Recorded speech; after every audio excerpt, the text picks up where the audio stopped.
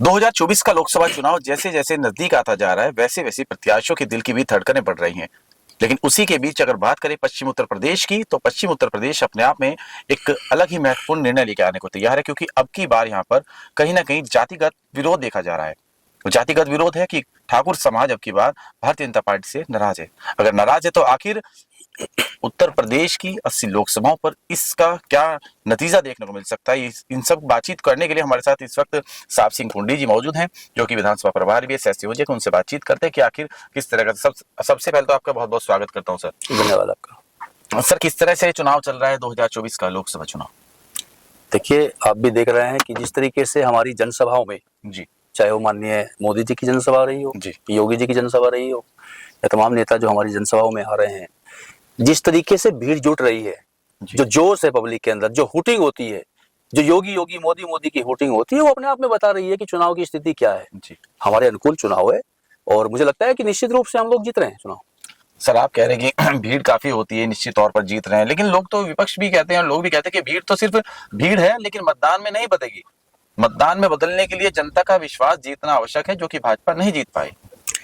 देखिए, राजनीतिक दृष्टि से मैं बात करूं, जी, ऐसा कोई विषय ही नहीं है जो भारतीय जनता पार्टी ने मन नहीं लोगों का जीता है। जी, ये वही प्रदेश है जहां हम लोग दिन में डकैती, गुंडागर्दी, आतंकवादी घटनाएं, तमाम तरह की स्टेन गन राइफलें यहाँ पुलिस की लूट ली जाती थी। जी, ये वही प्रदेश है जहां बिजली नाम की चीज होती नहीं थी। ये वही प्रदेश है जहां 24 घंटे अराजकता, कर्फ्यू, दंगे, उसी प्रदेश में तो हैं हम लोग। और आज का प्रदेश आपके सामने है। आज स्थिति यह है कि पूरी दुनिया के, मैं कहता हूं पूरी दुनिया के भारतवासी योगी जी, मोदी जी के ऊपर फक्र करते हैं, और पूरे भारत के स्टेट के लोग ये चाहते हैं कि योगी जी उनको भी कुछ समय के लिए उनको भी एज ए सीएम मिल जाए। जी। ये स्थिति हमारे प्रदेश के नेताओं की है, नेतृत्व की है। तो उस परिस्थिति में कोई ऐसा कैसे कह सकता है कि हम लोग पब्लिक को मनों पे नहीं है, दिल पे राज नहीं कर रहा है। सर, पश्चिम की सीटों की अगर बात की जाए, पश्चिम के अंदर से एक चिंगारी बहुत ज्यादा यहाँ पर भड़क रही है कि ठाकुर समाज अब की बार नाराज है, कि ठाकुर समाज को यहाँ से कोई प्रत्याशी नहीं घोषित किया। क्या ठाकुर समाज का बहिष्कार हो रहा है? चाहे जनरल वीके सिंह की बात हो, चाहे आपके धनंजय सिंह जी की बात हो, क्या ठाकुर समाज के अंदर नाराजगी है क्या अब भी? देखिए, जो आपने बात कही है कि कुछ नाराजगी लोगों ने प्रदर्शित की है, एक बड़ी पंचायत भी संबंध में नागौर में, आप भी जान रहे हैं, हुई है। जी, लोगों के अंदर एक गुस्सा था किसी बात को लेके। जी, उस बात को मुझे लगता है कि हमारे दल ने बहुत गंभीरता से चीजों को लिया है। जी, और ये वो जाति है, जहां तक ठाकुर की आप बात कर रहे हैं, जी, ये वो लोग हैं। जब भारतीय जनता पार्टी की 2 सीटें होती थी, जी, तब भी हम लोग खड़े थे झंडा लेके। जी, राजपूत समाज एकजुट होकर भारतीय जनता पार्टी के साथ तब से है। जी। राष्ट्रवादी सोच के लोग हैं, किसी भी सूरत में किसी अन्य स्थान पे मुझे नहीं लगता जाएंगे। सर, अगर आप अभी से इतना निश्चित हैं कि ठाकुर समाज भारतीय जनता पार्टी का निरंतर वोट बैंक है, तो आखिर क्या कारण है कि राजनाथ सिंह जी की रैली कराई गई है? योगी आदित्यनाथ जी 3-4 बार आ चुके हैं सहारनपुर। देखिए, हमारे नेता हैं और चुनावी समय चल रहा है। जितने नेता हमारे यहाँ आएंगे उन सबका स्वागत है। वो हम सब के बीच में ही तो आए हैं। जी, और एक रैली आप मुझे बताइए जो हमारी जिसमें भीड़ बेनतहा ना रही हो। सारी रैलियों में हमारी राजनाथ सिंह जी की रैली जी, मेरे क्षेत्र में हुई है। जी, आप देख सकते हैं, जी। कुर्सियां ऊपर से नीचे तक सब फुल थी, चारों तरफ लोग खड़े थे। सर, इसी पर सवाल है कि आगे ठाकुर बहुल्य क्षेत्र में ही राजनाथ सिंह जी की जनसभा थी।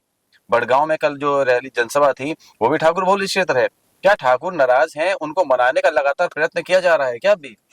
केवल ठाकुर बाहुल्य क्षेत्र में नहीं है ये जो आप कह रहे हैं, ऐसा आपको प्रतीत हो रहा है। जी, देखिए, देवबंद क्षेत्र में भी हमारे गुर्जर समाज के लोग भी हैं, सैनी भी हैं। जी, और केवल राजनाथ सिंह की या योगी जी की सभा हुई है ऐसा भी नहीं है। जी, परसों यानी कि 2 दिन बाद आज से जी, पार्टी के सभी नेताओं की जिम्मेदारी लगी है। जी, हमारे क्लस्टर के प्रभारी जो अपने सांसद भी रहे हैं, उनका नाम भूल रहा हूं मैं, जी, उनकी भी सभाएं लगी हैं, जी। है ना। सब लोग, सारे नेता लोग लगे हुए हैं। आज ही सर एक सोशल मीडिया पर एक वीडियो वायरल हो रहा है, मैंने देखा। झबीरन गांव, जो कि आपकी ये लोकसभा से कुछ ही दूरी पर है, तो उसमें देखा कि वहां पर जो सांसद प्रत्याशी हैं प्रदीप चौधरी, उनकी पत्नी जब प्रचार करने जाती हैं, वहां पर ठाकुर समाज उनका विरोध करता है, भाजपा के विरोध के नारे लगाता है। मेरी जानकारी में कोई ऐसा विषय नहीं है, लेकिन यदि आप ये कह रहे हैं जी, तो देखिए, राजनीतिक रूप से मैं इतना ही कहना चाहूंगा कि हमारे जो विरोधी हैं, प्रतिद्वंदी हैं, जी, वो इस तरह की चीजें बहुत स्वाभाविक सी प्रयास करते हैं लोग करने का, उसका राजनीतिक लाभ लेने का प्रयास करते हैं। बाकी निश्चिंत रहिए, ये राष्ट्रवादी समाज है। जी, और मैं तो ये कहता हूं कि कोई व्यक्ति, कोई बेटा भला अपनी माँ से कैसे नाराज हो सकता है? भारतीय जनता पार्टी, ये जो आप कह रहे हैं नाराज है, इनकी माँ है सबकी। अच्छा चलिए, आपकी कैराना लोकसभा की बात करते हैं। कैराना लोकसभा की अगर बात करें तो यहाँ पर एक तरफ तो प्रदीप चौधरी है, दूसरी तरफ है गठबंधन प्रत्याशी करासन। वो कह रही है कि अगर 400 पार भाजपा लेकर आती है तो कहीं ना कहीं संविधान खतरे में आ जाएगा, कि संविधान से छेड़छाड़ कर देंगे। देखिए, संविधान तो कभी खतरे में न कभी पहले आया है और न अभी आएगा, लेकिन परिवार जरूर खतरे में आ जाएगा। विषय संविधान का है ही नहीं जी, विषय है राजनीतिक परिवारों का जी, वो जरूर खतरे में है, इसलिए वो लोग तरह तरह की बातें कर रहे हैं। जी। चलिए, आखिरी सवाल आपसे करते हैं। सहारनपुर लोकसभा के मुस्लिम बड़े चेहरे इमरान मसूद, वो भी अब लगातार कह रहे हैं, उनका भी हाल ही में एक बयान भी जारी वायरल हो रहा है, जिसमें साफ तौर पर कह रहे हैं कि अगर भाजपा अब की बार फिर से आ गई तो पहले मेरा नंबर है, उसके बाद तुम्हारा नंबर है। जिस दल के वो कार्यकर्ता हैं, नेता हैं, मैं आपको याद दिलाना चाहता हूँ जी, कि संविधान का गला घोटने का काम कांग्रेस ने किया है। जी, कांग्रेस ने, आपको ध्यान होगा, 1975 में जब इमरजेंसी लागू की थी, जी, मीडिया सहित, नेताओं सहित सबको जेल में डाल दिया था। जी, कोई आवाज नहीं उठा सकता था। जी, अब बताइए मुझे कि वो संविधान का गला तब घोटा जा रहा था या अब घोटा जा रहा है? संविधान खतरे में तब था या अब है? जी, बातें कुछ भी बना लीजिए आप। जी, दरअसल क्या है, हमारे लोग भुलक्कड़ बहुत हैं, जी, जल्दी ही भूल जाते हैं। जी, याद दिलाइए उनको आप भी। मैं इस आपके इंटरव्यू के माध्यम से याद दिलाना चाहता हूँ, 1975 में जी, जो चीजें हुई थी, अगर वो उस समय के लोगों से पूछा जाएगा तो बताएंगे कैसे संविधान का गला घोटा गया था, कैसे आम व्यक्ति के अधिकार को दबाया गया था, कैसे सब नेताओं को, मीडिया को, सब पे प्रतिबंध कर दिया गया था, असंवैधानिक तरीके से, गलत तरीके से, अपनी कुर्सी बचाने के लिए, अपनी सरकार बचाने के लिए कैसे 2 साल लोगों के ऊपर अत्याचार किए गए थे। वो क्या था? हमें जो लोग कह रहे हैं कि संविधान खतरे में है, वो जरा अपना गिरेबान तो झांक ले। जी, संविधान खतरे में तब था, अब संविधान कोई खतरे में नहीं है। हाँ, देश मेरा कैसे ऊंचाइयों पे पहुंचे, जी, कुछ लोगों को वो हजम नहीं हो रहा है, और मुझे तो ऐसा प्रतीत होता है कि इसमें विदेशी ताकतें भी बहुत लगी हैं। जी, भारत की उन्नति को, भारत की ग्रोथ को कैसे रोका जाए, ये कितनी तेजी से 2014 के बाद देश कितनी तेजी से आगे बढ़ा है।